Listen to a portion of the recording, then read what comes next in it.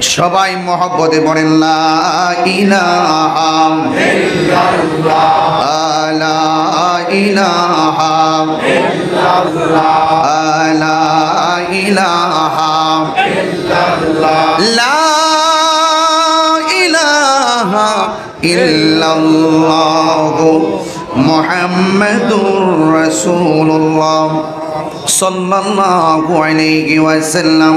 জবান খুলে মহব্বতে বলুন সুবহানাল্লাহ। আমার যুবক ভাইরা, দরবারে হাশিমি আলিয়া শরীফের বন্ধুরা, আল্লামা কাজী মুহাম্মদ নুরুল ইসলাম হাশিমি রহমাতুল্লাহ আলাইহির ভালোবাসায় যারা সিক্ত হয়ে দরবারে এসেছেন, আমি দেখতে পাচ্ছি ডানে জায়গা নেই, বামে জায়গা নেই, সামনে জায়গা নেই। অনেক মানুষ বাহিরে কষ্ট করে দাঁড়িয়ে আছেন। এসপি সাহেব উপস্থিত থেকে 30 থেকে 40 জন পুলিশ প্রশাসন, তারা অত্যন্ত ভালোবাসার সাথে দায়িত্ব পালন করতেছেন। আপনারা জবানটা খুলে বলুন, ইজ্জতের মালিক কে? আরো বড় করে বলুন কে? যুবক ভাইরা, যেহেতু পবিত্র ঈদ মিলাদুন নবী সাল্লাল্লাহু তাআলা আলাইহি ওয়াসাল্লামের শুভ আগমন, নবীর শুভ আগমনের 12 দিন ব্যাপী মাহফিল, এই জন্য আমি শুরুতেই শুধু বলে দিয়ে যাই, আমার নবী রাহমাতুল লিল আলামিন দুনিয়াতে আসার আগে নবী ছিল কি ছিল না? আর জোরে বলেন, ছিল কি ছিল না? যখন আদম নবী দুনিয়াতে আসে নাই তখন আমার নবী ছিল কি ছিল না? ইব্রাহিম নবী যখন আসে নাই তখন আমার নবী ছিল কি ছিল না? জাকারিয়া পয়গম্বর যখন আসে নাই তখন আমার নবী ছিল কি না? কোন নবী দুনিয়াতে আসার আগে আমার নবী ছিল।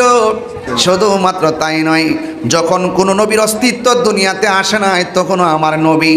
যখন কোন নবী রুহানি জগতে সৃষ্টিও হয় নাই তখনও আমার নবী। জোরে কন্যা সুবহানাল্লাহ। এই জন্য আমার যুবক ভাইয়েরা অনুরোধ করে বলি, তখন আমার নবী যখন দুনিয়াতে শুভ আগমন করেছেন তখন নবী হইয়াই তিনি দুনিয়াতে শুভ আগমন করেছেন। 40 বছর নবুয়ত প্রকাশ পেয়েছেন, আল্লাহর পক্ষ থেকে নবীকে অর্ডার করেছেন। এই জন্য নবী দ্বীনের দাওয়াতগুলো ওপেন দিয়েছেন। যতদিন পর্যন্ত আমার নবীকে আল্লাহ বলছেন আপনি গোপন থাকেন, ততদিন পর্যন্ত আমার নবী দ্বীনের দাওয়াতগুলো ওপেন ভাবে দেন নাই। কিন্তু মানে হলো এই না যে 40 বছর আগে আমার নবী নবী ছিল না। আমার নবী এমন নবী ছিলেন, অনেক মানুষ যারা নবীকে নবী হিসাবে মানতে চায় না তাদের জন্য বড় দুঃখ হয়। নবীজি দুনিয়াতে আসার আগেও নবী, যখন কোনো কিছু নাই শুধু একমাত্র আল্লাহ, জবান খুলে বলুন আল্লাহ, তখন আমার আল্লাহ সর্বপ্রথম আমার নবীকে সৃষ্টি করেছেন। 40 বছর পর আমার নবী নবী, আগেও নবী, কিয়ামত পর্যন্ত আমার নবী শেষ নবী। আমার নবীর পরে আর কোনো নবী আসবে না। অর্থাৎ সৃষ্টির শুরু, সৃষ্টির মাঝে, সৃষ্টির শেষ পর্যন্ত আমার নবীকে 1 সেকেন্ডের জন্য যারা অস্বীকার করবে তারা কোনোদিন মুমিন হতে পারে না। কথা বলেন ঠিক কিনা? আমার যুবক ভাইরা, পবিত্র ঈদে মিলাদুন নবী সাল্লাল্লাহু আলাইহি সাল্লাম সম্পর্কে গঠনমূলক আলোচনা শুনেছেন। আমি শুধুমাত্র অ্যামাজিং ফিগার অ্যান্ড ফাইটার যারা যুবক পোলাপান রয়েছেন তাদের জন্য বলে দিয়ে যাই, ফেসবুকের ভিতরে যে যাই লেখক না কেন এই লেখার ভিতরে আপনারা চোখ তাকাবেন না। এখনো উলামায়ে কেরাম আছে, দরবারে হাশিম আলিয়া শরীফের মধ্যে এসে জিজ্ঞাসা করবেন হুজুর এই মাসালাটা কি হবে? কথা কোন ঠিক কিনা? এই জন্য যুবক ভাইয়েরা আমার নবী, আপনার নবী রহমাতুল লিল আলামিন দুনিয়াতে এসেছেন। আমার নবী কেমন নবী? আল্লাহর হাবিব যখন শৈশবের বেলায় ছিলেন, হযরতে হালিমাতুস সাদিয়া ঘরে যখন আমার নবী যখন গিয়েছিলেন তখন আমার নবী হালিমাতুস সাদিয়ার একটা স্তনে দুধ পান করতেন, আরেকটা স্তনে দুধ পান করতেন না। কেন করতেন না? আমার নবীর দুধ ভাই ছিলেন। হালিমাতুস সাদিয়ার একটা ছেলে সন্তান ছিল, ওই সন্তানটার জন্যে আমার নবী আরেকটা স্তনে দুধে মুখ না লাগায়া রেখে দিতেন। এর দ্বারা প্রমাণ হয়ে গেল শৈশবে যিনি এইভাবে ইনসাফ করতে পারেন একমাত্র এটাই প্রমাণ করে তিনি আল্লাহর হাবিব। কথা বলেন ঠিক কিনা? আল্লাহর হাবিব যখন রাস্তা দিয়ে যেতেন, গাছপালাগুলো আমার নবীকে দেখে ঝুঁকে গিয়ে নবীর সালাম দিত। আল্লাহর হাবিব যখন রাস্তা দিয়ে যেতেন, পাথরের মধ্যে যখন কদম মুবারক রাখতেন, তখন আমার আল্লাহর হাবিবের কদম মুবারকটা পাথরের মধ্যে লাগার সাথে সাথে পাথরটা তোলার মতো নরম হয়ে যেত। আমার নবীর বয়স যখন ভারতেও পৌঁছে নাই, এর আগেই আল্লাহর হাবিব রাস্তা দিয়ে যাচ্ছে, আমার নবী বলেন ওই পাথরটাকে আমি এখনো পর্যন্ত চিনি, যে এই পাথরটা আমি রাস্তা দিয়ে গেলে আমি নবীকে সালাম দিত। আমার নবীকে পাথর সালাম দেয়। অনেক মানুষ আমার নবীকে 40 বছর আগে নবীকে নবী হিসাবে মানতে চায় না, তাদের জন্য দুর্ভোগ, তাদের জন্য দুর্ভাগ্য। পাথর যেখানে নবীরে সালাম দেয়, এর দ্বারা প্রমাণ হয়ে গেল আমার নবী নবী হিসাবে দুনিয়াতে এসেছেন। কথা বলেন ঠিক কিনা? আল্লাহর হাবিব সাল্লাল্লাহু আলাইহি সাল্লাম তিনি এমন পয়গম্বর, যিনি খালি লোটার মাছ বরাবর আঙ্গুল মুবারকগুলো এইভাবে ধরতেন, আর আঙ্গুল মুবারক থেকে ঝর্ণার মতন পানিগুলো পড়তো। সাহাবায়ে কেরাম পান করতেন পানিগুলো, আবার গোসল করতেন, কিন্তু লোটার পানি আর মশকের পানি কমে নাই। আল্লাহর হাবিবের শান বলছি, এইগুলো অনেক বড় বড় ঘটনা, আমি সেই দিকে যাব না, শুধু টাচ দিয়ে যাই। আল্লাহর হাবিব এমন পয়গম্বর, রাহমাতুল লিল আলামিন, দুনিয়ার দরআদামে যখন এসেছেন, আল্লাহর হাবিব সাল্লাল্লাহু আলাইহি সাল্লামের আম্মা জান হযরতে মা আমিনার ঘরের উপরে আকাশের তারকাগুলো খুলে যেন এমন ঝাড় বাতির মতো লেগে গেছে, মরিচা বাতির মতো লেগে গেছে। যুবক ভাইয়ের আমার, শুধুমাত্র তাই নয়, আল্লাহর হাবিব যখন দুনিয়াতে তাশরিফ এনেছেন, খানে কাবা ঘর আমার মা আমেনার ঘরের দিকে ঝুঁকে গেছে। এতগুলো প্রমাণ থাকার পরেও যারা বলে 40 বছর আগে নবী ছিল না, তাদের জন্য অত্যন্ত দুঃখ, অনেক দুঃখ করি। আল্লাহ যেন এদেরকে হেদায়েত দান করে। জবানটা খুলে কোন আমিন, আর জবান খুলে কোন আমিন। রাহমাতুল লিল আলামিন, সাইয়্যিদুল মুরসালিন, খাতামুন নবিয়্যিন, সেই নবীর শুভ আগমনে যারা খুশি হতে পারে না, মনে রাখবেন তারা হাসরের ময়দানে নবীর শাফাত পাবে না। কারণ আমরা কত কিছু পেলে খুশি হয়ে যায়, কিন্তু নবীর সম্মান শুনলে আমরা কষ্ট পাই। এই কষ্ট যার থাকবে, তার ইহকাল পরকাল সহ বরবাদ হয়ে যাবে।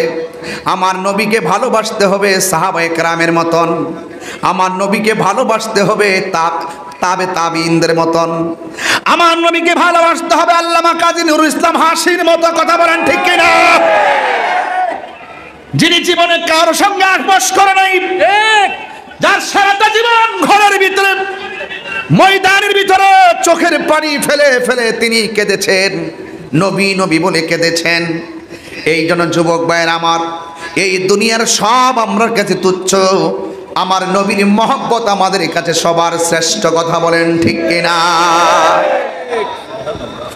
তায়েফের জমিনে আমার নবীকে পাথর মেরেছে। হযরত জিবরাইল আলাইহিস সালাম যেই পাথরের মধ্যে দাঁড়াইছে, ওই পাথরটা আমি দেখেছি। সুবহানাল্লাহ বলবেন না? সুবহানাল্লাহ। ওই পাথরে দাঁড়ায়া জিবরাইল বৈশা উযু করছে, উযুর পানিটা কোন দিকে গড়ায় পড়ছে সেটাও আমি দেখেছি।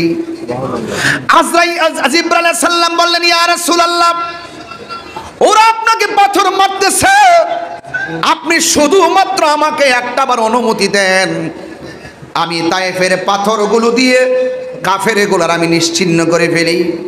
আমার নবী বলেন, এ জিবরাইল, আমাকে আমার আল্লাহ কি বানায় পাঠাইছে জানোনি? আল্লাহ বলেন, ওয়ামা আরসালনাকা ইল্লা রাহমাতান লিল আলামিন।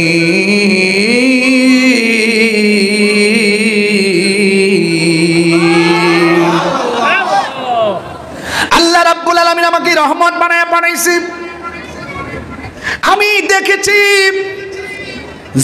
পাথরের মধ্যে আমার নবী হেলান দিয়ে বসছিলেন।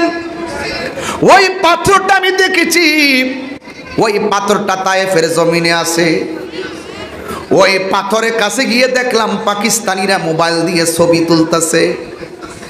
আমি জিজ্ঞাসা করলাম এখানে ছবি তুলে কেন? তারা আমাকে বলল যে এই যে পাথরে লাল দাগ দেখতেছ, এটা তথাকথিত কোনো লাল রং না। আমার নবীকে তায়েফের তাগড়া তাগড়া যুবকের দলেরা পাথর মায়েরা রক্ত মুবারক জড়িয়েছে। ওই রক্ত মুবারকটা নিয়ে যেই পাথরটার মধ্যে হেলান দিয়া বসেছেন, এই পাথরের লাল দাগগুলো আমার নবীর রক্ত মুবারক। আল্লাহু আকবার বলেন না কেন?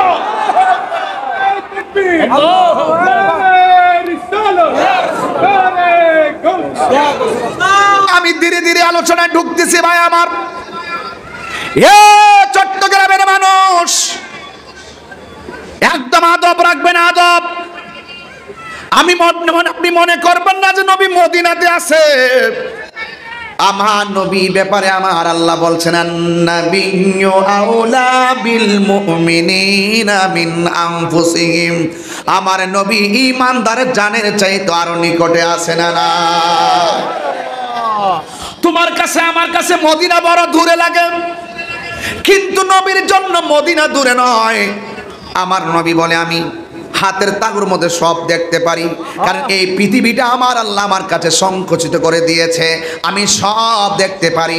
আমি সামনে যেমন দেখি, পিছনে তেমন দেখি। তোমরা মুখে কি বলে আমি জানি, তোমাদের মনে কি ধারণা আছে সেটাও আমি জানি। নবীজিকে জানার ক্ষমতা দিয়েছে কে? আরো জোরে বলুন কে? এ যুবক, আমি জিজ্ঞেস করলাম কি এটা? বলতেছে নবী রক্ত মুবারক।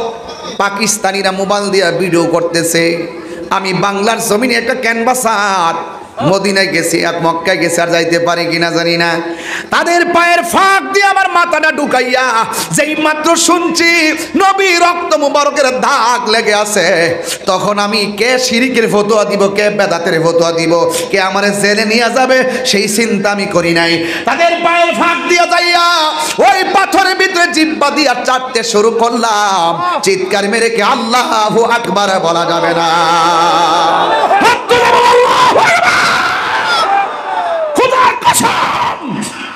এই পাথরের পাশে একটা মসজিদ আছে। এই মসজিদের ভিতরে যে গাছ আছে, গাছ দিয়ে কিন্তু মসজিদ বানাতেন তখন। এখন দেখেছি গাছগুলো পুরা, এখনো গাছ দিয়ে পুরা। জিজ্ঞেস করছিলাম এটা পুরা কেন? বলছিল শিয়ারা পুরাই দিছিল, এখানে পুরা অবস্থায় আছে এখনো। ওই মসজিদের সামনে ডান কানে মেহরাবের ডান পাশে পাকিস্তানটা আমার পাগলামি দেখে আমাকে নিয়ে গেছে এশারের নামাজের টাইম। তখন আমারে নিয়ে বলতেছে একটু তাকাও। আমি তাকাইলাম, দেখলাম কার্পেটের কোনা দিয়া জায়গাটা ভিজা ভিজা অবস্থায়। আমি জিজ্ঞাসা করলাম সব দিকটা শুকনা, এই জায়গাটা কেন ভিজা? তখন তিনি আমারে বললেন আমার নবীরে পাথর দিয়ে যখন আঘাত করলো, নবী রক্ত মুবারক যখন ঝরলো, আল্লাহর হাবিব উম্মতের জন্য মসজিদে নামাজটা পড়া সেজদার মধ্যে গেছে। এই সেজদার মধ্যে, এই কোণার মধ্যে সেজদায় পড়া যে কেঁদেছেন, এখনো পর্যন্ত এই জায়গাটা ভিজা আছে। যেই মাত্র আমি কথাটা শুনলাম, তখন মসজিদটা ঘুরে ঘুরে দেখলাম ঠিকই সব দিক দিয়ে একদম শুকনা, শুধুমাত্র ওই জায়গাটা ভিজা।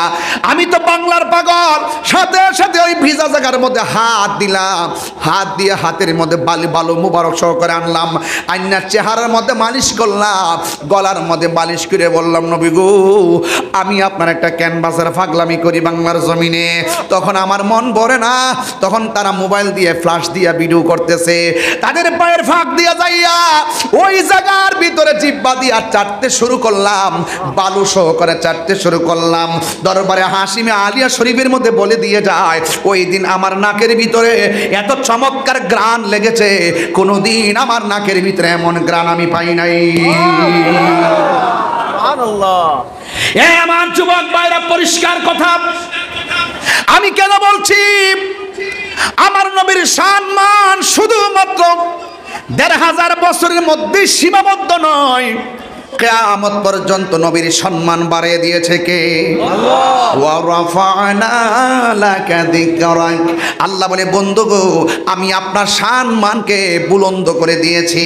আল্লাহ রাব্বুল আলামিন নিজের ক্ষেত্রে বলেছেন আলহামদুলিল্লাহি রাব্বিল আলামিন, আর আমার নবীর ব্যাপারে বলেছেন ওয়া মা আরসালনাকা ইল্লা রাহমাতাল লিল আলামিন।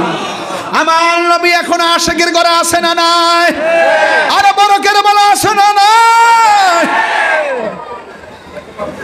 যে চিনেছে সে কিনেছে, নবীর জন্য পাগল হয়েছে এক সাহাবী। যেই সাহাবী আমার নবীর সামনে চোখের পানি ফেলে কান্না করেছেন। আল্লাহর হাবিব জিজ্ঞাসা করলেন হ্যাঁ সাহাবী তুমি কান্না করো কেন? আরে আমরা আমাদের চোখের পানি তো শুকায় ফেলাইছি, আমাদের চোখ দিয়ে এখনো পানি আসে না। মোবাইল নামক গজব আমাদের চোখের পানি কাইরা নিছে। ছোট ছোট বাচ্চারা মোবাইলের কারণে চোখের পাওয়ার হারাইয়া ফেলাইতেছে। এই জন্য আমার ভাইয়েরা আমার নবীর সামনে এক সাহাবী চোখের পানি ফেলে কান্না করতেছেন। ওই সাহাবীটা জিজ্ঞেস করে আমার নবী সাহাবায়ে কেরামকে জিজ্ঞেস করে ও সাহাবা তুমি সবাই আমার সামনে আদবের সাথে বসা, তুমি কেন দূরে বসে বসে চোখের পানি ফেলে কান্না করতেছো? এ হাসিমা দরবারের বন্ধুরা আপনারা জবানটা খুলে বলুন, এখনো আমার নবী আশিকের মনের খবর জানার ক্ষমতা আছে না না? আরো বড় করে বলে আছে না না?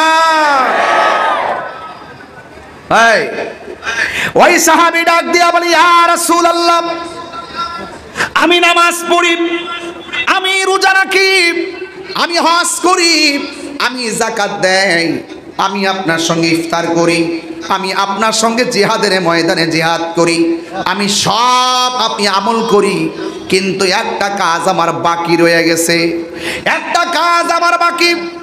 রাসূল জিজ্ঞেস করে কি কাজ তোমার বাকি? তখন তিনি বললেন ইয়া রাসূলুল্লাহ আমার একটা কাজ অপরিপূর্ণ রয়ে গেছে, সেটা হলো আমি বিয়ে করতে পারি নাই। এই জন্য মনে মনে ভাবতেছি যদি আমি বিয়ে না করে মারা যাই তাইলে এই কাজটা অপূর্ণতার জন্য আমার জবাবদিহিতার ভয়ে আমি কাঁদতেছি। আল্লাহর হাবিব জিজ্ঞাসা করে তোমার সমস্যাটা কি? ওই সাহাবী ডাক দিয়ে ইয়া রাসূলুল্লাহ নবী গো আমার চেহারাটার মধ্যে শীতলা দাগ, বসন্তের দাগ, আমার চেহারাটা কালো, আমার চেহারার মধ্যে বসন্তের দাগ আছে, এই জন্য মেয়ে আমার পছন্দ হলেও মেয়েরা আমাকে পছন্দ করে না। ওই সাহাবী ডাক দিয়ে নবী গো আমার চেহারায় বসন্ত, আমার চেহারাটা কালো। ওই মুহূর্তে আমার নবী আপনার নবী ডাক দিয়ে বলে সাহাবী শোনো তুমি বিয়ে করতে পারো না, ঠিক আছে কাগজের মধ্যে আমার নবী কি লিখে দিলেন, যাও যাও এমুক জায়গায় যাও, তার কাছে গিয়ে কাগজটা দিয়ে বলবা নবী পাঠাইছে, সে কি উত্তর দেয় উত্তরটা নিয়ে তুমি আমার কাছে চলে আসবা। ওই সাহাবী এই কাগজটা নিয়ে গেল, নেওয়ার পরে লোকটার কাছে দিলেন, দেওয়ার পরে কাগজটা পড়লেন, পড়ার পরে ওই লোকটা অনেক বড় অনেক ধনাঢ্য ব্যক্তি। এবার ওই লোকটা কাগজের দিকে একবার তাকায় আর একবার ওই ছেলেটার দিকে তাকায়, ডাক দিয়া বলে তোমার সাথে হবে না। ছেলেটা বলে কি হবে না?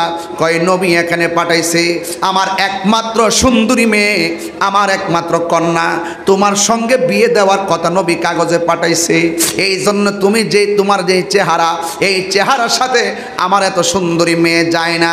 এই কথা বলার পরে ওই সাহাবী মনটা খারাপ করে নবীর দিকে রওনা হয়ে গেছে।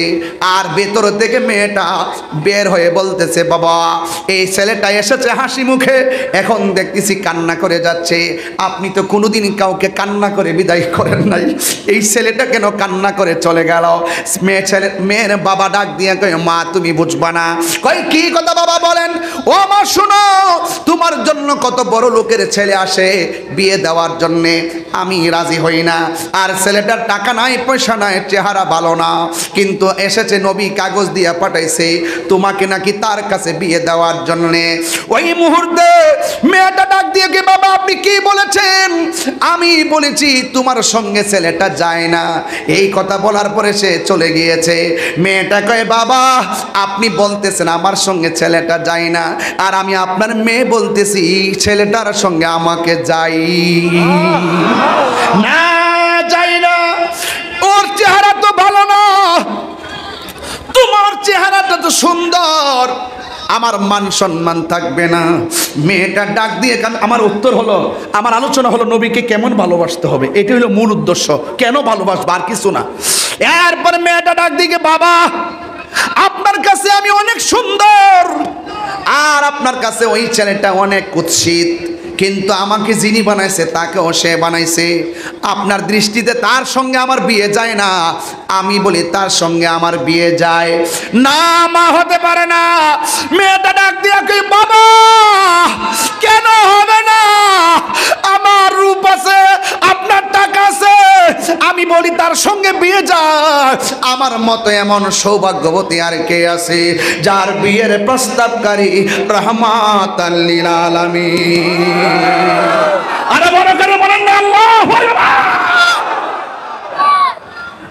জান বাবা, নবীর কাছে যাওয়ার আগে তাড়াতাড়ি যান। মেয়ের বাবা দৌড়ায়া নবীর কাছে যায়, বলে নবী গো আমি না করেছিলাম, আমি রাজি আছি।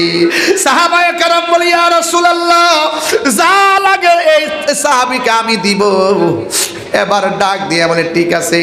সাহাবায়ে কেরাম অর্থ যোগান দিলেন, দেওয়ার পরে নবী তারে বাজারের মধ্যে পাঠিয়ে দিছে বিয়ের কেনাকাটা আর মার্কেট করার জন্য। যে মাত্র বাজারে গেছে, সব কেনাকাটা করছে, হঠাৎ করে ওই সাহাবী তখন বাজারে কেনাকাটা করার পরে ইন দি মিন টাইমে হঠাৎ করে তার কানের মধ্যে একটা আওয়াজ আসছে।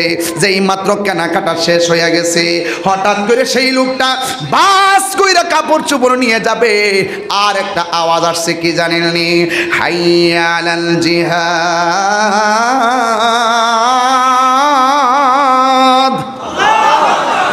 হাইয়া আলাল জিহাদ। যেই মাত্র শুনছে সাহাবাটা দাঁড়ায়া গেছে, দাঁড়ায়া ডাক দিয়া বলে কে? ডানে একবার তাকায়, জিহাদের আওয়াজ কোথায় থেকে আসে? হঠাৎ কইরা ওই লোকটা ডাক দিয়ে কয় আমার আর কাপড় লাগবে না। ওই সাহাবী প্রমাণ কইরা দিয়া গেছে আমি কামের পাগল না, আমি হইলাম নবীর প্রেমের পাগল। আল্লাহু আকবার বলেন। আমি হইলাম নবীর প্রেমের পাগল, আমার কাপড় লাগবে না। জিহাদের ডাক এসেছে, কেউ আসতেছে ইসলামকে মুছে ফেলার জন্য, কেউ আসতেছে নবীরে মারার জন্য। আমার কাপড় চোপড় লাগবে না, তাড়াতাড়ি আমাকে সন্ধান দাও, জিহাদের কেনাকাটাগুলা কোথায় করা যাবে আমাকে সন্ধান দিয়ে দাও। ওই টাকা দিয়ে জিহাদের মাল কিনছে, তলোয়ার কিনছে, সব কিনা সোজা জিহাদের ময়দানে চলে গেল। আর এই দিক দিয়ে সবাই অপেক্ষিত, কিন্তু তার খোঁজ খবর পাওয়া যায় না। ওই মুহূর্তে সাহাবীরা যাইয়া নবীরে ডাক দিয়ে কয়, ইয়া রাসূলুল্লাহ আপনার সাহাবী চলে গেছে জিহাদের ময়দানে। আমার নবী রহমাতুল লিল আলামিন জিহাদের ময়দানে গেছে। যাওয়ার পরে সাহাবীরে তালাশ করতেছে, সাহাবীরে তালাশ করতেছে, ওই সাহাবীকে পাওয়া যায় না। হঠাৎ করে আমার নবী তাকায় দেখতেছেন জিহাদের ময়দানে আমার নবী রহমাতুল লিল আলামিন যখন তাকালেন, একবার উপরের দিকে তাকালেন, আবার নিচের দিকে তাকালেন, তাকায় দেখতেছে ওই সাহাবীর মাটির মধ্যে দেহটা পড়ে আছে এবং সুন্দর করে টপ টপ করে তার শরীরের মধ্যে পানি ঝরতেছে, রক্ত ঝরতেছে, পানি ঝরতেছে। আল্লাহর হাবিব ওই সাহাবীর চেহারার দিকে তাকাইয়া চক্ষু মুবারকের পানি মুবারক ছেড়ে দিলেন, আর এই দিক দিয়ে আকাশের দিকে আল্লাহ বলে তাকাইয়া আমার নবী একটা মুস্কি হাসি মারলেন। চিৎকার মেরে কি আল্লাহু আকবার বলা যাবে না? অ্যামেজিং ফিগার এন্ড ফাইটার, তরুণ একটা যোদ্ধা ডাক দিয়ে বলে, ইয়া রাসূলুল্লাহ আপনি সাহাবীর দিকে তাকাইয়া আপনি কেন চোখের পানি ফেলে কান্না করলেন? আবার আসমানের দিকে তাকাইয়া আপনি কেন মুস্কি হাসি মারলেন? কারণটা কি? সুবহানাল্লাহ বলবেন না? সাহাবায়ে কেরাম নবীরে প্রশ্ন করলেন। সাহাবীর দিকে তাকাইয়া আপনি চোখের পানি ফেলে কান্না করছেন, আর আসমানের দিকে তাকাইয়া কেন আপনি মুস্কি মুস্কি হাসি দিলেন?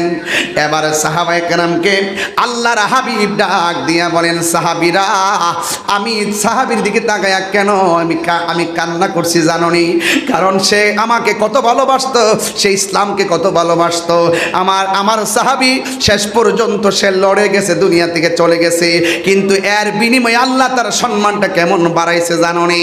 আমি যখন তার দিকে তাকাইয়া চোখের পানি ফেলে কান্না করেছি, আর কান্না করে আল্লাহর কাছে নালিশ দেওয়ার জন্য হাতটা তুলেছি, আমি তাকাইয়া দেখলাম আমার আল্লাহ রাব্বুল আলামিন ওই আমার সাহাবীর জন্য 8টা জান্নাতের দরজা খুলে দিয়েছে। শুধুমাত্র তাই নয়, হুরগুলো তারা নেওয়ার জন্য প্রতিযোগিতা শুরু করেছে। এই জন্য যুবকের দল, আমি আপনাদেরকে পরিষ্কার ভাষায় বলে দিয়ে যায়, আমার নবীকে জানের চাইতে কম ভালোবাসা যাবে না, জানের চাইতে বেশি ভালোবাসতে হবে। ডলার খাইয়া কালার পাল্টাইলে চলবে না, সব সময় নবীকে জীবনের চাইতে বেশি ভালোবাসতে হবে। তাই তো আমি আপনাদের সামনে ওই বেলালকে একটু স্মরণ করে দেই। হযরতে বেলাল রাদিয়াল্লাহু তাআলা আনহু আমার নবীরে কেমন করে ভালোবাসতেন। আমার নবীর ইন্তেকালের পরে হযরতে বেলাল ওই মদিনা থেকে সিরিয়া চলে গেছে, সিরিয়ায় যায় তিনি জিহাদে অংশগ্রহণ করলেন। দীর্ঘদিন পর্যন্ত তিনি মদিনার মধ্যে আসেন নাই। ওমর রাদিয়াল্লাহু তাআলা আনহুর আমলে হযরতে বেলাল রাদিয়াল্লাহু তাআলা আনহু আমার নবীজিকে ঘুমের ঘরে স্বপ্নে দেখেছেন। ওই নবীকে আমরা দেখতে চাই কি চাই না? আরো জোরে চাই কি চাই না? একটু সাউন্ডটা তুলে দেন, একটু আর উঁচা করে দেন, নাইলে আমার কষ্ট হবে। একটু তুলে দাও, একটু তুলে দাও, একটু বাড়ায় দাও। আল্লাহু আকবার বলেন কেন? হে রাসূল তোমায় ভালোবাসি, অন্তর শুধু মুখে না,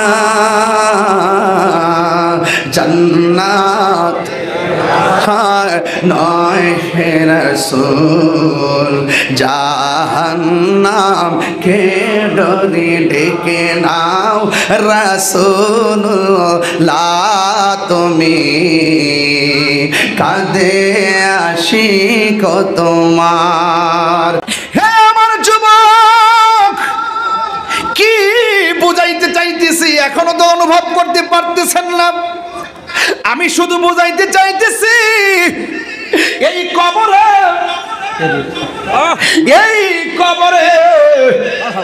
নবী ছাড়া কোনো আপন হবে না। হাসরের ময়দানে নবী ছাড়া কেউ সুপারিশ করবে না। এই জন্য আমি বুঝাইতে চেষ্টা করতেছি, যুবক, জীবনের অনেক সময় চইলা যাইতেছে, নামাজ যে পড়ছেন কবুল হয়েছে কিনা জানেননি? কথা কয় না। এই ছেলে, তুমি কোন গ্রহে আছো? নামাজ যে পড়ছেন কবুল হয়েছে কিনা জানেননি? আওয়াজ তো হবে ভাই। কি কষ্ট হইতেছে আপনাদের? আমি আমার ধাঁচটা ভিন্ন, আমি আমার মতে ওয়াজ করি, আমি কাউকে ফলো করি না। তাহিরির মতো এখানে কাহিনী কইরা লাভ নাই। কথা কোন ঠিক না? এখানে কাহিনী কইরা লাভ নাই। ওকে ওকে, তো আমি কি বোঝাতে পারতেছি? ইনশাল্লাহ ঠিক আছে তো? তো ফজর নামাজ যে পড়ছেন কবুল হয়েছে কিনা জানেননি? না। যোহর না, আসর না, মাগরিব না, এশা না, 1 সপ্তাহ না, 2 সপ্তাহ, 1 মাস, 10 বছর, 20 বছর, 30 বছর, 40 বছর ফজর পড়লেন, কবুলের ওয়ারেন্টি কার্ড নাই, ওয়ারেন্টি কার্ড নাই, গ্যারান্টি কার্ড নাই। রোজা রেখেছেন, কবুলের ওয়ারেন্টি কার্ড নাই, গ্যারান্টি কার্ড নাই। হজ করেছেন, কবুলের গ্যারান্টি কার্ড নাই, ওয়ারেন্টি কার্ড নাই। যাকাত দিয়েছেন, গ্যারান্টি কার্ড নাই, কবুলের ওয়ারেন্টি কার্ড নাই। এত মাহফিলে এসেছেন, গ্যারান্টি কার্ড নাই, ওয়ারেন্টি কার্ড নাই। এখন প্রশ্ন হলো, হাসরে যখন উঠবেন কিছুই কবুল হলো না, এখন আপনি কি জবাব দিবেন? আপনি ডাক্তার কণ্ঠে বলবেন, দরবারে হাশিমে আলিয়ায় যেতাম, নবীর মহব্বতে কথা শুনতাম। ইবাদতের বাহাদুরি নাই, নবীর মহব্বত আছে। হাত তুলে বলুন ঠিক কি না? বলেন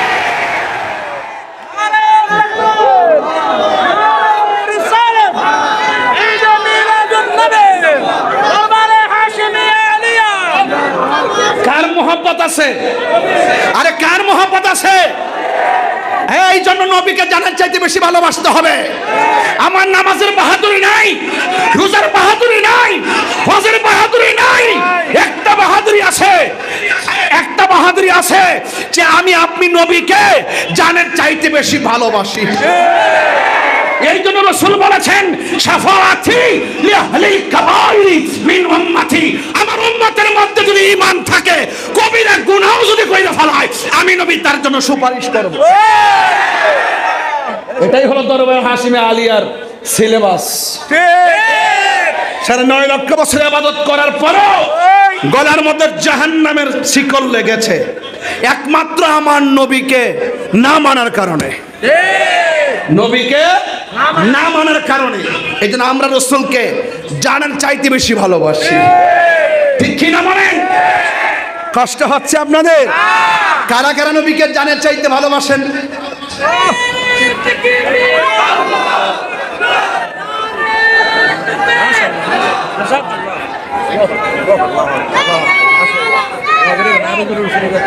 যুবক ভাইরা আমার, আল্লাহর হাবিব দেখেন, বেলাল রাদিয়াল্লাহু তাআলা আনহু মদিনা থেকে সিরিয়া গেল, সেখানে গিয়ে তিনি যুদ্ধ করে হককে প্রতিষ্ঠা করার জন্য, নবীর আদর্শকে প্রতিষ্ঠা করার জন্য। ওমর রাদিয়াল্লাহু তাআলা আমলে তিনি স্বপ্নে দেখলেন রসুলকে। স্বপ্নে দেখার পরে রসুল বলছেন, রসুলকে স্বপ্নে দেখলেন, রসুল বলেন মাহাজাল জাফাউ ইয়া বেলাল, তোমার এত কষ্ট কিসের? কিসের এত কষ্ট?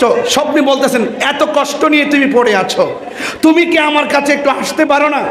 বেলালের অন্তরে তো তুফান শুরু হয়ে গেছে, যার জন্য মদিনা ছেড়েছি সেই নবী এখন স্বপ্নে ধরা দিয়েছে, আর কি সিরিয়া থাকা যায়? আমি রাসূলের রওজা মুবারকে চলে যাব। এই যে রাসূলের রওজা মুবারক টাকা হলে যাইতে পারে না, মদিনাওয়ালা ডাক দিতে হয়। কথা বলেন ঠিক কি না? আরে হাত তুলে বলেন ঠিক কি না বলেন। যারা বলে মক্কায় গেলে চলবে, মদিনা যাওয়া লাগবে না, আর এতে তুমি রাসূল বেজার হয়ে যায়। রাসূল বলছেন মান সারা কবরি ওয়াজাবাত লাহু শাফাআতি, যে আমার রওজা মুবারক জিয়ারত করবে তার জন্য সুপারিশ করা আমার জন্য ওয়াজিব হয়ে যায়। আর টিকটক মৌলবীরা মাইকটা ধরে বলে রাসূলের রওজা মুবারকে যাওয়া লাগতো না। আমরাও বলি তোমারও নবীর মহব্বত পাওয়া লাগবে না, তোমারও জান্নাতে আর যাওয়া লাগবে না।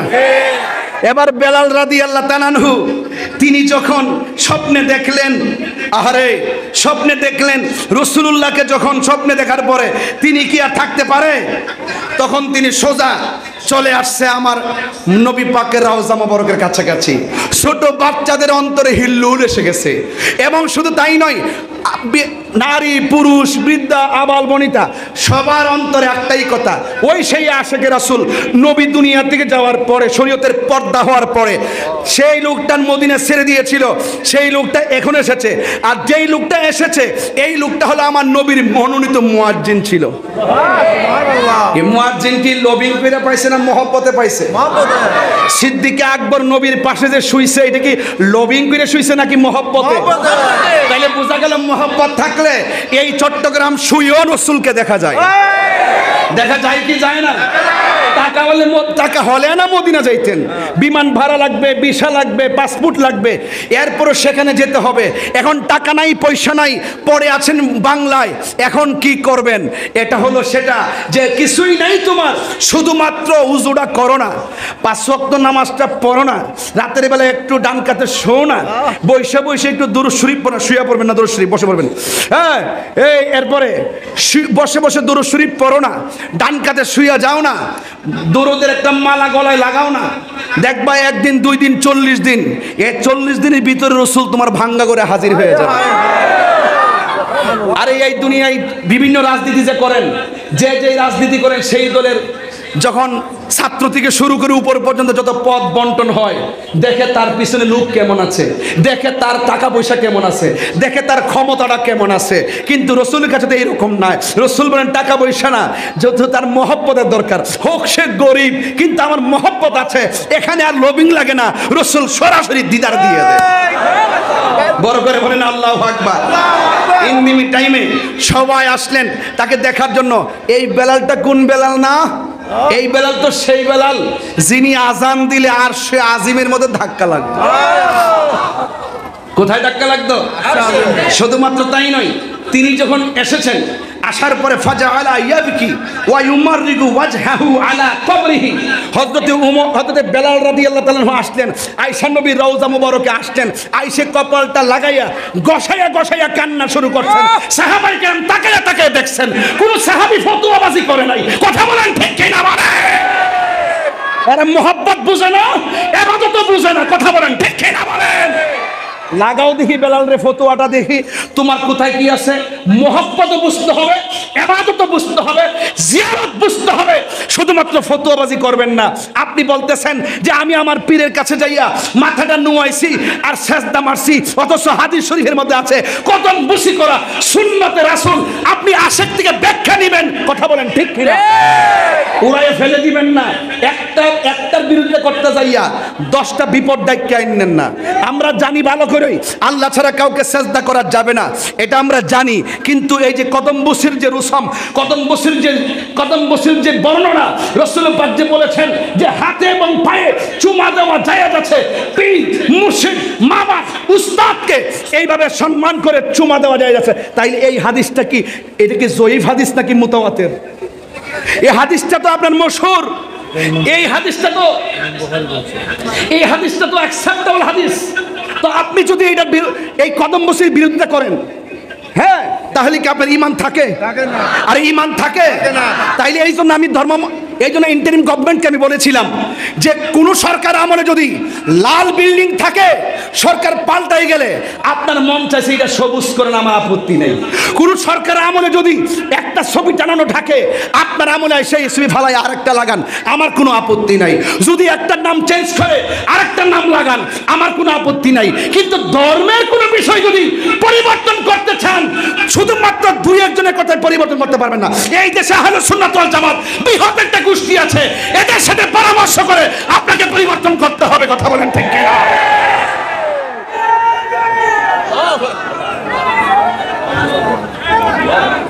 আমি কি বোঝাতে পারছি?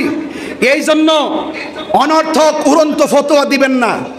যেহেতু এগুলো এলেমানা বিষয়, দলিলের বিষয়, ভাবের বিষয়, মনের বিষয়, বসুন, কথা বলুন, আমরা এটা আপনাদেরকে সহযোগিতা করব। মাজার ভাঙচুর নয়, মাজারকে সুরক্ষা করুন। কারণ এই দেশে ইসলাম আনছে আল্লাহর ওলিগণ। ইসলাম আনছে কে? আল্লাহর ওলিগণ। লাগাতারে যেইভাবে আগুন দেওয়া শুরু করছেন, ভালোই তো শিখছেন। মনে করছেন আব্দুল হক নজরুলের চরিত্রটা বাংলাদেশে কায়েম করবেন। এটাই সৌদি আরব আর বাংলাদেশ এক জিনিস না। ওই দেশের ইসলামী ভাবধারা যদি রিয়েল হতো, তাহলে ওই পরাশক্তির কাছে তারা মাথা নোয়াই দিত না, তারা প্রতিবাদ করত। এজন্য ওই দেশের মেকানিজম বাংলাদেশের মেকানিজম এক জিনিস না। আপনি হুজুর, আমিও হুজুর, আপনার কাজ ফতোয়া দেওয়া, আমার কাজ ফতোয়া শোনা, আমার কাজ ফতোয়া দেওয়া, আপনার কাজ ফতোয়া শোনা। আপনার কথা আমার মানতে হবে, কথা কিন্তু এমন না। আপনি ফতোয়া দেন, বিচার হবে, গবেষণা হবে, যাচাই বাছাই হবে। না হয়ে আপনি 80 বছর আগের একটা মাজার পাগলা নাম দিছি দিকে ভেঙে গেলেছেন। কি নাম দিছি দিকে? পাগলা নাম দিছি দিকে ভেঙে ফেলেছে। তো ওই আমলে তো আপনি ছিলেনও না। এই লোকটার আমলের সমসাময়িক যদি কেউ না থাকে, আপনি এই কলির যুগে আইসা এই অলির বিরোধিতা করতেছেন। কারণটা কি? আপনি কি জানেন তার হাকিকত কি? আপনি কি বুঝেন তার হাকিকত কি? এই জন্য যেই কোনো বিষয়ে আঘাত দেওয়ার আগে 100 বার চিন্তা করবেন। কারণ এই দেশ সুফি দর্শনের বাংলাদেশ, অলি আউলিয়ার বাংলাদেশ। কথা বলেন ঠিক কিনা বলেন? অনশীল আজকে যারা এই দেশটাকে অস্থিতিশীল করতে চায়, দেশকে যারা ধ্বংসস্তূপে পরিণত করতে চায়, তারাই ওলি আল্লাহর বিরোধিতা করে। আমরা ওলি আল্লাহকে ভালোবাসি। এই যে কয়েকদিনকে বন্যা গেল না, ফেনী বন্যা হয়েছে না? এরপর আপনাদের আজকেও তো বৃষ্টি হওয়ার কারণে কক্সবাজার পানি নাকি বাড়ছে শুনলাম। আমার যদি কালকে মাহফিল না থাকতো, দূরে যেতাম গা কক্সবাজার। আমি মানবিক কাজ করতে খুব পছন্দ করি, আমার কাছে ভালো লাগে। এই জন্য মানুষের পাশে দাঁড়ানোটা। যখন বন্যা আসে, যখন করোনা আসে, সবাই দেখি সুন্দর করে পড়ে অলি আল্লাহর বাংলাদেশ, শাহজালালের বাংলাদেশ, রহম করো আল্লাহ, রহম করো আল্লাহ। সারা জীবন বিপদে পড়লে ওলি আল্লাহর দোহাই দে। আর এখন গেছে শাহফরানের মাজার ভাঙতো। ঠিক, হাত ভেঙে যাবে, আগুনে হাত দিয়েন না। আগুনে হাত দিয়েন না। শাহপরান এইভাবে ফু দিছে, পাখাগুলো কবুতর হয়ে আকাশে উড়ে গেছে। যখন শাহপরান যখন রোজার ভিতর থেকে যদি তোমাকে তোমার প্রতি যদি বেজার হয়ে যায়, ওই পাখি যেমন উড়ে গেছে, তুমিও সত্য থেকে উড়ে যাবে। এই রাস্তা খুঁজে পাবে না। কথা বলেন ঠিক না? বেশি ঠিক ঠিক বলতেছি, আমার মাইন্ড করবেন না, কারণ আমার ওয়াজের স্টাইল এরকম। তবে একটি কথা বলবেন, আমরা কি সবাই একসাথে থাকবো ইনশাল্লাহ? আমরা কি আর ভাগাভাগি থাকবো? আমরা কি আর অনৈক্য থাকবো? এবার এক হওয়ার দরকার আছে না নাই? কে কি বলবে সেটা শুনবেন না, সত্য কথা বলবেন, সত্য কথা বলবেন, হক কথা বলবেন। আচ্ছা আচ্ছা আচ্ছা, এক গজলের আজকে আমাকে, আমি যখন লিখছি আজ মাহফিল দরবারে হাসিমা চট্টগ্রাম, বয়ানের সময় 9:30, তখন এখানে কমেন্টস করছে, হুজুর ওয়াজ জীবনে বহুত শুনছি, আজকে শুধু গজল গাইবেন। কেমন পাগল দেখেন, এর ওয়াজের দরকার না, এর শান দরকার।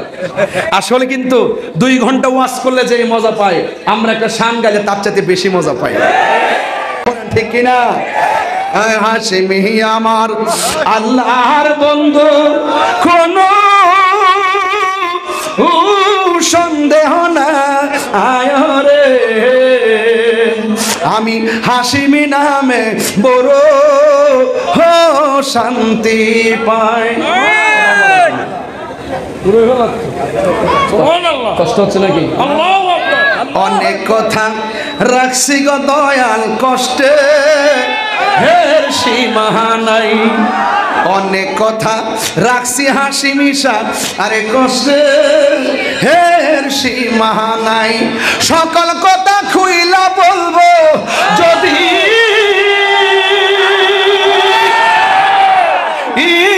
হাসিমিরে পান হায় রে, আমি হাসিমি নামে বড়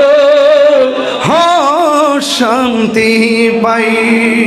হাসিমি শাহ আল্লাহর বন্ধু, কোনো সন্দেহ না হায় রে, আমি হাসিমি নামে বড় শান্তি পাই। আল্লাহু আকবার। আমার আরেকটা শান বলবো, হ্যাঁ আরেকটা শান বলবো ইনশাল্লাহ। কোনটা এটা? আস্তে আস্তে, কষ্ট হবে আপনাদের, কষ্ট হবে। হ্যাঁ, আমার হাসিমি নীল আমার মন কারিয়া, আমার হাসিমি নীল আমার মন কারিয়া, কে মনে করে নীল মন, কে মনে করে নীল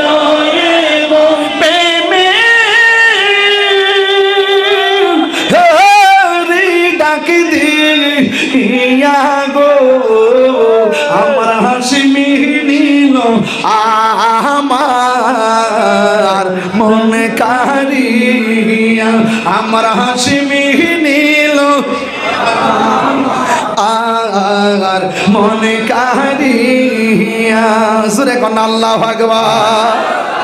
খুশি তো? খুশি ইনশাল্লাহ? আরে খুশি তো? ওলি আল্লাহর প্রেম আছে তো মুর্দা কলব জিন্দা আছে, কথা কোন ঠিক কিনা? আরে ওলি আল্লাহ হলো রসুল দেখার আয়না, আর রসুল হলো আল্লাহ দেখার আয়না, কথা বলেন ঠিক কিনা? চালাও সে পথে যে পথে তোমার প্রিয়জন গিয়েছেন চলি, কথা বলেন ঠিক কিনা? এই জন্য ওলি আল্লাহর দরবারে এসেছি। দেখেন কত কারামত, দেখেন কত কারামত, দেখেন একটা মানুষের মুখে হাসি নাই, একটা মানুষের মুখে চোখের মধ্যে ঘুম নাই, একটা মানুষ বাড়িতে যাওয়া ভুলে গেছে, কথা বলেন ঠিক কিনা? এটাই হলো আল্লামা নুরুল ইসলাম হাশিমি রহমতুল্লাহের কারামত। যেই মজলিসে গেলে ধৈর্য আসে, যেই যেই কিছু বলতেছে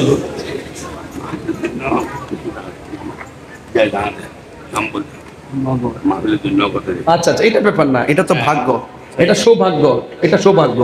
ওলি আল্লাহর দরবারে ঘাম জড়ানো সৌভাগ্য, ওলি আল্লাহর দরবারে খেদমত করা সৌভাগ্য, ওলি আল্লাহর দরবারে চাকর হয়ে পয়রা থাকার সৌভাগ্য। আমি শুরুতেই বলছি, ওলি আল্লাহর দরবার নবাবির জায়গা না, এটা হলো গোলামির জায়গা, কথা বল ঠিক না? তো আমরা আজকে যারা জায়গা এত মানুষ হয়েছেন আপনারা, তো আজকের এই প্রোগ্রামে আপনারা যারা এসেছেন এই দরবারে সবসময় জানে মালে আপনারা ভালোবাসতে চান কি চান না? এটা সুন্নিয়তের মার্কাজ, কথা কন ঠিক কিনা? এটা ওলি আল্লাহ বানাইবার একটা ফ্যাক্টরি, কথা কন ঠিক কিনা? তাহলে আপনারা অলিদের কাছে গেলে অলি হওয়া যায়, ঠিক না? সোহবতে আউলিয়া, সোহবতে আউলিয়া হয়। এই জন্য সোহবত ছাড়া কিছু হয় না। এই জন্য বলছেন কুনু মা'আস সাদিকিন, কথা বলেন ঠিক কিনা? মুহসিনদের কাছে যাওয়া, সালেহিনদের কাছে যাওয়া, সাবিরিনদের কাছে যাওয়া, বলিদের কাছে যাইলে আপনি আল্লাহর বন্ধু হতে পারবেন, কথা বলেন ঠিক কিনা? একটা হলো বান্দা আর একটা হলো বন্ধু। বন্ধুদের ব্যাপারে আল্লাহ বলছেন আলা ইন্না আউলিয়া আল্লাহি লা খাউফুন আলাইহিম ওয়ালা হুম ইয়াহজানুন। আল্লাহর ওলিদের কোনো ভয় নাই, চিন্তা নাই। আবার হাদিসে কুদসির মধ্যে এসেছে তাদের বিরোধিতা করলে কি হবে, মান আদালি ওলিয়ান ফাকাদ আযানতুহু বিল হারবে। যারা ওলি আল্লাহর সঙ্গে গাদ্দারি করবে, যারা ওলি আল্লাহর সঙ্গে বিরোধিতা করবে গোপনে কিংবা গোপনে, তাদের বিরুদ্ধে যুদ্ধের ঘোষণা দিয়েছেন কে? আল্লাহ। এখন যারা মাজার ভাঙতেছে এদের পতন নিশ্চিত, লিখে রাখেন কাগজে। হাসিমিয়া দরবার থেকে বইলা গেলাম, ওরা কান দইরা মাপ চাইও বুঝ পাইতো না, কথা কোন ঠিক না বেঠিক? ঠিক না বলেন? এই সময়টা আসতেছে, যুগে যুগে যখনই কেউ আল্লাহর বন্ধুদের বিরুদ্ধে গেছে তাদের উপরে খোদাই গজব নামছে, কথা কোন ঠিক না? আর আমরা যারা আছি আমরা কারোর সঙ্গে যুদ্ধ করতে হবে না, এই ফয়সালা আসমান থেকে হবে, কথা কোন ঠিক না? সেই ফয়সালা আল্লাহই করবেন। আল্লাহ পাক আমাদের সকলকে কবুল করুন, আমিন কোন।